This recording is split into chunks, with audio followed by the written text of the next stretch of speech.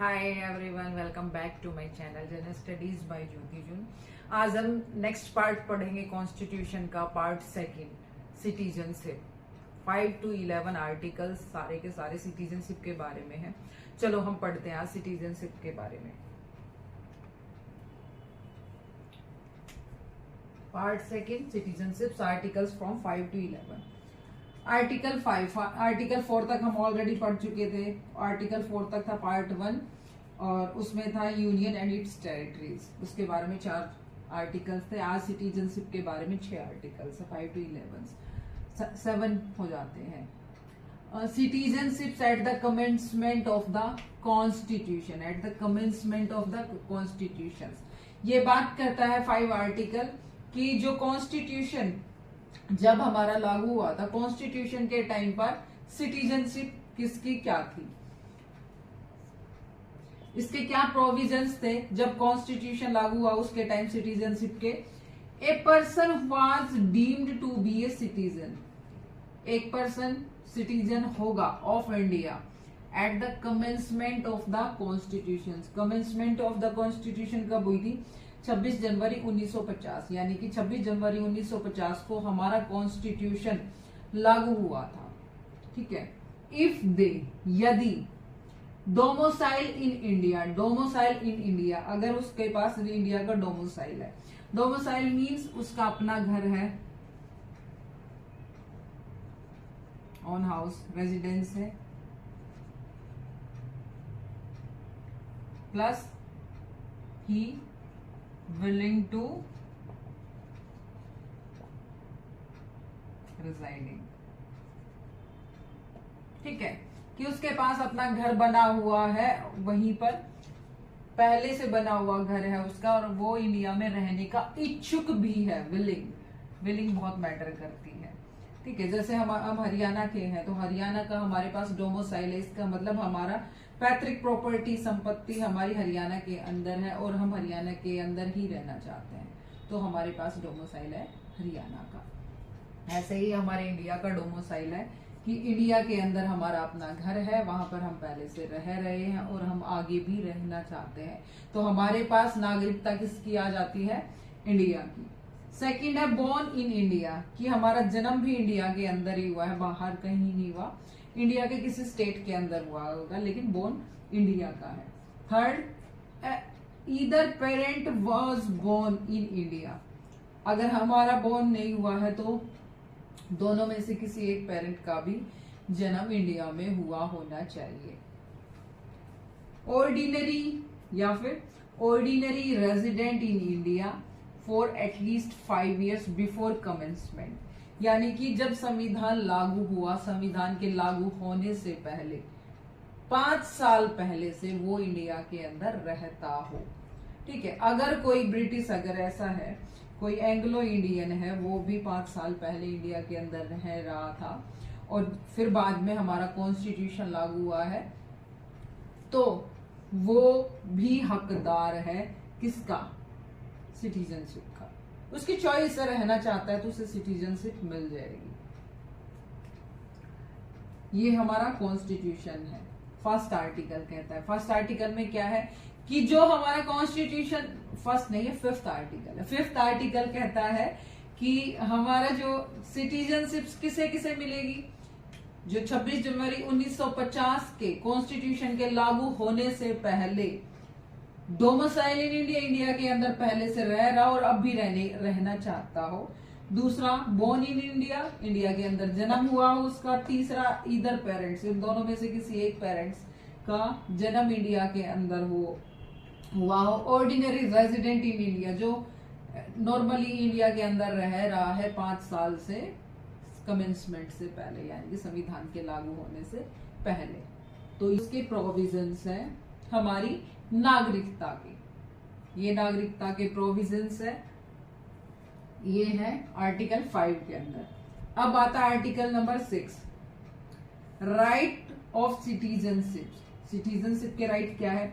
Of certain person who have migrated from पाक to India.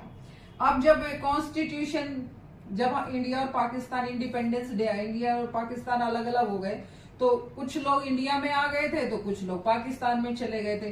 तो जो लोग पाकिस्तान वाले एरिया के अंदर रह रहे थे, पाकिस्तान, लेकिन वो इंडिया के अंदर आ गए कब,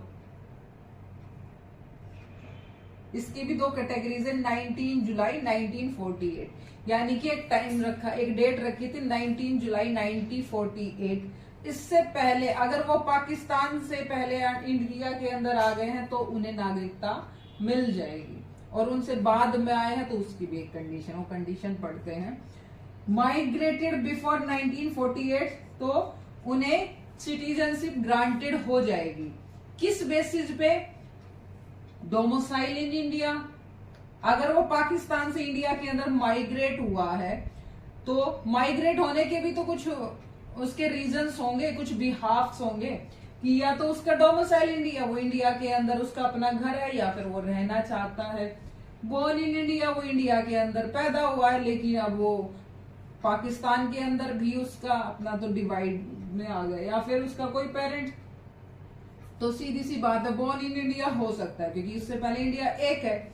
दूसरा डोमिसाइल इन इंडिया, इंडिया के किसी एरिया में, पहले वो इंडिया का एरिया था लेकिन बाद में वो पाकिस्तान का एरिया हो गया है, लेकिन अब वो पाकिस्तान का एरिया तो ये वाला लागू नहीं होगा।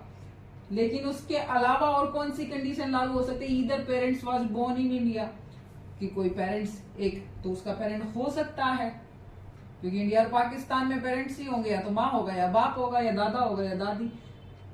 Parents ordinary residence in India for at least 5 years before commencement, ठीक है, वो 5 साल से पहले भी रह रहा होगा। तो इसकी कंडीशंस, इनमें से कोई भी कंडीशन प्रूफ होती है तो उसे सिटीजनशिप मिल जाती है अगर वो पाक से भी माइग्रेट हुआ है 19 जुलाई 1948 से पहले। 18 को भी आया है तो 18 को भी उसे डायरेक्टली सिटीजनशिप मिल जाती है। और अगर वो माइग्रेट हुआ है आफ्टर 19 जुलाई, अगर 19 जुलाई के बाद वो माइग्रेट हुआ है तो क्या करना पड़ेगा? क्योंकि हमने तो डेट रख दिया, वो डेट के बाद भी आ रहा है, तो जैसे फीस में भी रिलैक्सेशन मिल जाता है ना। कई बार कहते हैं कि भाई आपका फाइन लग जाएगा अगर आपने, ये डेडलाइन है इस तारीख को, अगर आपने फीस नहीं दी तो आपको फाइन लगेगा। लेकिन कई बार ऐसा होता है हम बोल देते कोई बात नहीं कोई बात नहीं, तो फाइन हमारा माफ हो जाता है और हमें मिल जाते, हमें हम फीस जमा कर देते हैं और हमारी कंटिन्यूएशन हो जाती है। ऐसे ही ये है, अगर वो माइग्रेट हुआ है 19 जुलाई तो वो भी हमने माफ कर दिया है। अगर आप 19 जुलाई के बाद भी आए और इंडिया के अंदर रहना चाहते क्योंकि उसकी विलिंग आ गई है, ठीक है, अब वो इंडिया के अंदर रहना चाहता है तो रिक्वायर्ड टू रजिस्टर, तो उसे क्या कराना पड़ेगा? रजिस्टर कराना पड़ेगा एज ए सिटीजन, इंडिया का एक सिटीजन विद ए ऑफिसर। एक ऑफिसर के पास उन्हें रजिस्टर कराना पड़ेगा कि मैं 19 जुलाई को आया हूं और मैं इंडिया के अंदर रहना चाहता हूं, appointed by government of India, India की गवर्नमेंट के पास, ठीक है। तो ये दो आर्टिकल्स हुए हैं, पहला यानी कि आर्टिकल 5 हुआ है। कौन सा? सिटीजनशिप के कौन कौन से प्रोविजंस है कॉन्स्टिट्यूशन लागू होने से पहले।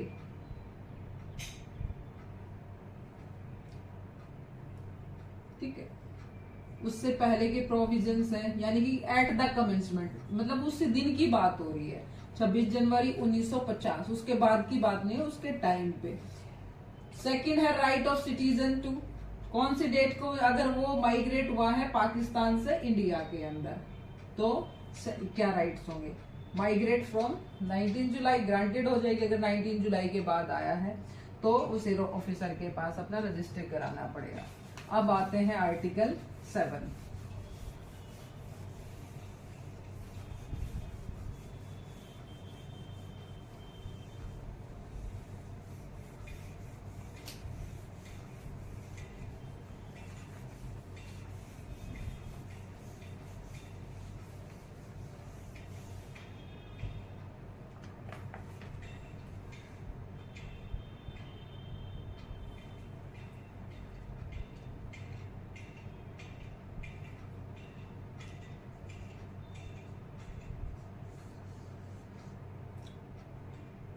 Right of citizenship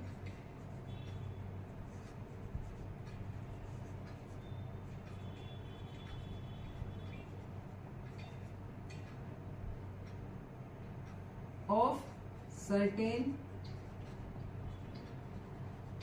migrants to Pakistan. अब पाकिस्तान से आए हैं माइग्रेंट, तो हमारे इंडिया के माइग्रेंट्स भी जा सकते हैं, उनकी इच्छा भी हो सकती है कि हम इंडिया में नहीं, हम पाकिस्तान में रहना चाहते हैं, पाकिस्तान ज्यादा अच्छे हैं। मुसलमान ने सोचा होगा, किसी ने बाद में डिसीजन लिया होगा, तो उनके क्या रूल्स होंगे, इफ प्रोविजंस क्या होंगे। If a person migrated to Pakistan, Pak लिख देंगे, आफ्टर 1 मार्च 1947, अगर 1 मार्च 1947 के बाद अगर वो माइग्रेटेड हुआ है कहां पे, पाकिस्तान के अंदर, तो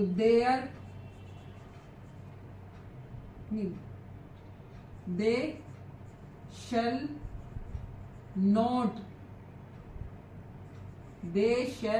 not be a citizen of India. अगर वो अपनी इच्छा से इंडिया से पाकिस्तान के अंदर जाना चाह रहा है 1 मार्च 1947 के बाद, तो वो क्या नहीं होगा, अब वो इंडिया का सिटीजन नहीं रहेगा।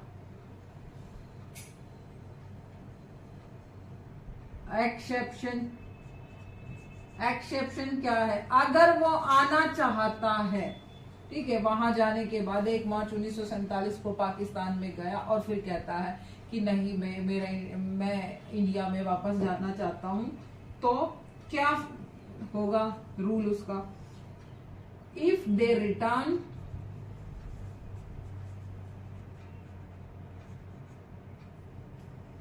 ए परमिट ऑफ, अगर वो आते हैं तो एक परमिट ऑफ रीसेटलमेंट, अब उन्हें सेटलमेंट का एक परमिट बनवाना पड़ेगा, सेटलमेंट या परमानेंट रिटर्न। अब उसे एक बार कह दिया कि भाई अब तू आया है तो अब बार बार नहीं जाएगा, अब तुझे परमानेंट सेटलमेंट या परमानेंट रिटर्न इश्यू होगी बाय गवर्नमेंट ऑफ इंडिया। अब उसके लिए सर्टिफिकेट बन जाएगा, परमिट हो जाएगा उसका। दे कुड रीगेन सिटीजनशिप, और उसे क्या मिल जाएगी, सिटीजनशिप। अगर वो पाकिस्तान से इंडिया के अंदर, पहली बात, अगर इंडिया का कोई भी सिटीजन जाता है पाकिस्तान में 1 मार्च 1947 के बाद,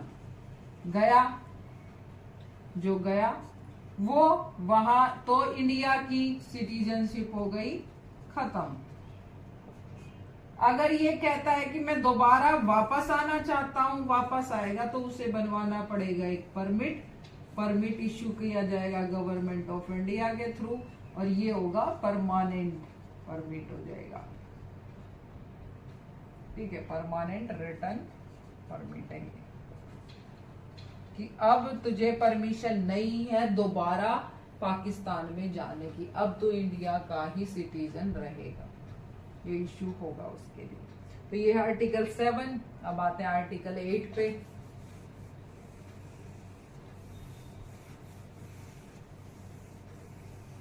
ये हम जितने भी आर्टिकल्स पढ़ रहे हैं ये सारे आर्टिकल्स हैं। सिटीजनशिप किस टाइम की है, ये है जब कॉन्स्टिट्यूशन लिखा जा रहा था उस टाइम की है। आजकल नए सिटीजनशिप रूल चल रहे हैं, वो बाद में पढ़ेंगे, पहले हम बात कर रहे हैं पार्ट 2 ऑफ द कॉन्स्टिट्यूशन की। तो आर्टिकल्स भी उसी के अकॉर्डिंग पढ़ेंगे। Right of citizenship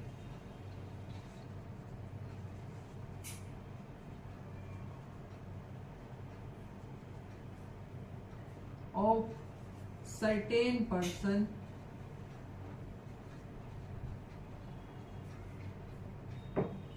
of India origin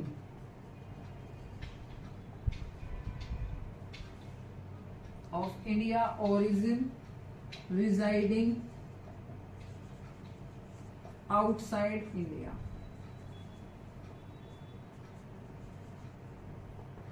अगर कोई पर्सन है, उसकी सिटीजनशिप है इंडिया की और वो बाहर रह रहा है इंडिया से, पर्सन ऑफ इंडिया ओरिजिन है वो, उसे क्या बोलेंगे? PIO, जिसे PIO बोलते हैं, person of India origin.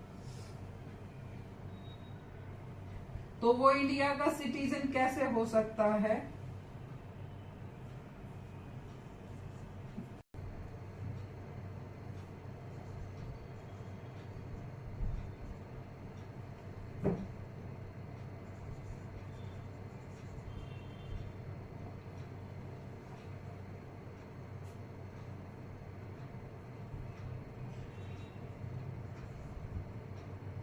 A person of Indian origin residing outside POI, ठीक है, residing outside of India POI is deemed to be a citizen। अगर वो सिटीजन बनना चाहता है, इंडिया के बाहर रह रहा है, तो क्या उसके ये रूल्स होंगे, लॉज होंगे? ईदर पेरेंट और grand parent born in India, was born in India,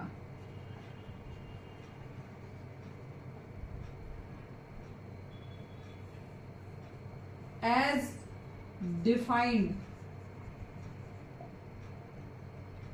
in the government of India act 1935। अगर कोई POI यानी पर्सन ऑफ इंडिया ओरिजिन, जो कि इंडिया से बाहर रह रहा है, वो इंडिया के अंदर अपनी नागरिकता को लेना चाहता है, तो उसके लिए कंडीशंस क्या होंगी?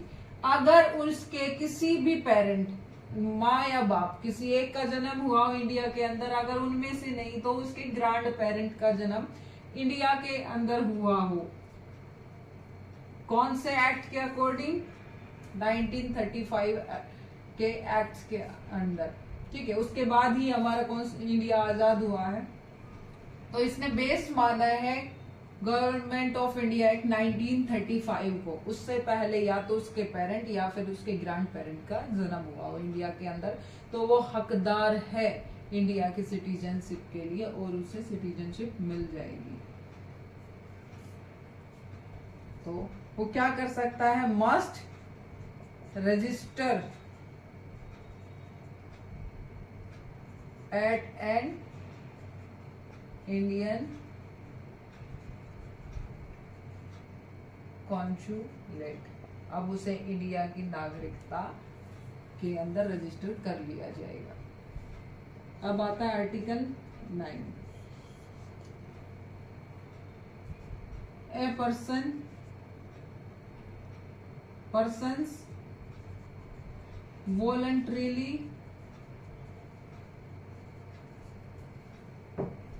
acquiring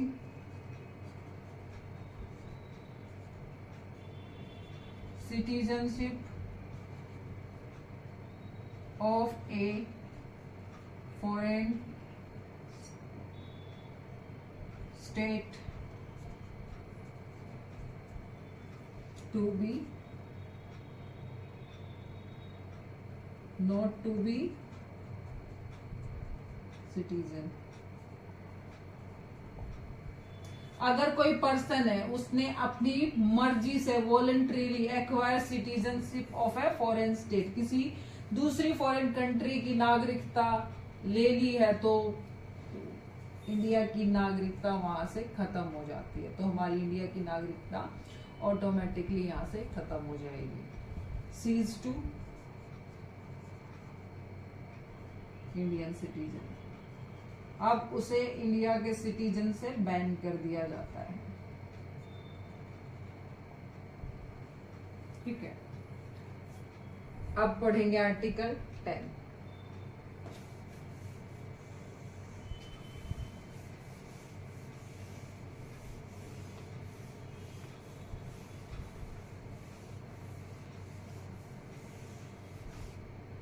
article 10। आर्टिकल 10 कहता है continuance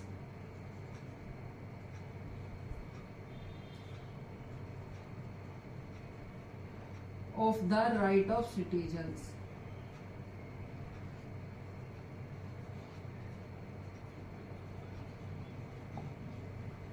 continuance of the right of citizen. Citizens की कंटिन्यूएंस क्या होगी? राइट ऑफ सिटीजनशिप की, नागरिकता की क्या कंटिन्यूएशन होगी? A person deemed to be a citizen shall continue, वो कंटिन्यू कर सकता है as such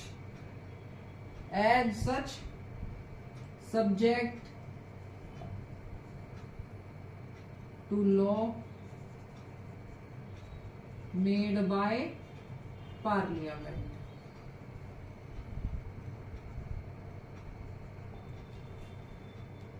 citizen can continue कर सकता है कोई भी सिटीजन अपनी सिटीजनशिप को if subject to law made by parliament, अगर पार्लियामेंट उसके अकॉर्डिंग रूल्स बनाती है तो। कंटिन्यूएशन कौन देगा? Parliament. Article 11 parliament to regulate the right of, ये था सिटीजन के लिए, ये है पार्लियामेंट के लिए। Right of citizenship by law. अब पार्लियामेंट के लिए रूल है कि to regulate the right of citizenship by law, कि लॉज बनाओ और उसके अकॉर्डिंग सिटीजनशिप को रेगुलेट करो। पार्लियामेंट हैज द पावर किसके पास होगी लॉज बनाने की? पार्लियामेंट के पास। Power to make any provisions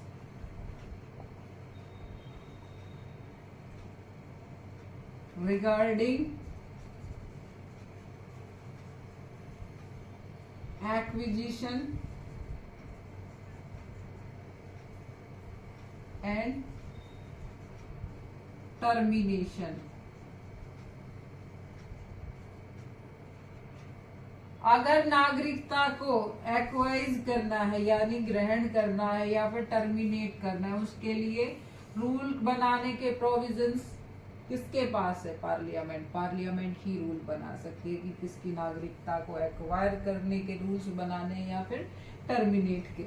और ये कौन से सिटीजनशिप एक्ट के अंडर है? ये एक सिटीजनशिप एक्ट है,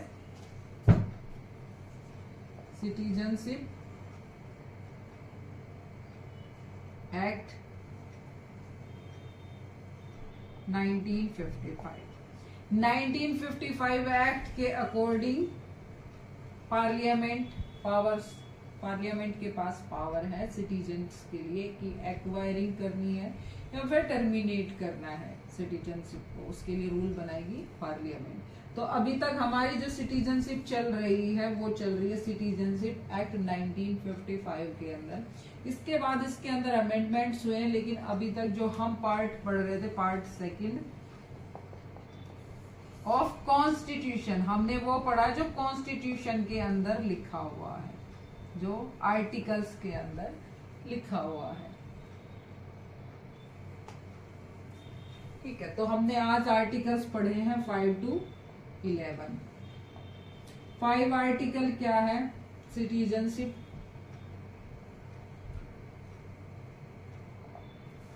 ठीक है। 6 क्या है? माइग्रेंट, कहां से? पाकिस्तान से इंडिया के अंदर। 7 है इंडिया से पाकिस्तान के अंदर माइग्रेशन। और 8 है POI, person of India origin. 9 है वॉलेंट्री, दे रहा है अपनी सिटीजनशिप को दूसरी जगह की एक्सेप्ट कर रहा है। 10 है कंटिन्यूएंस ऑफ द सिटीजनशिप। 11 है parliament can regulate by law citizenship acquisition and termination. तो ये हमारे 6 आर्टिकल्स है अबाउट द सिटीजनशिप। आज हमने कवर कर लिया पार्ट सेकेंड, नेक्स्ट पढ़ेंगे पार्ट थर्ड। पार्ट थर्ड के अंदर 12 से 35 हमारे फंडामेंटल राइट्स, ये हम पढ़ेंगे कल पार्ट थर्ड। हमने 2 पार्ट कंप्लीट कर लिए हैं। तो आज का टॉपिक यहीं पे खत्म होता है। सिटीजनशिप अच्छे से कवर करना। सिटीजनशिप POI ज्यादा अच्छा टॉपिक हो जाता है, उस पर जरूर ध्यान देना उस आर्टिकल के ऊपर। ठीक है, तब तक के लिए धन्यवाद।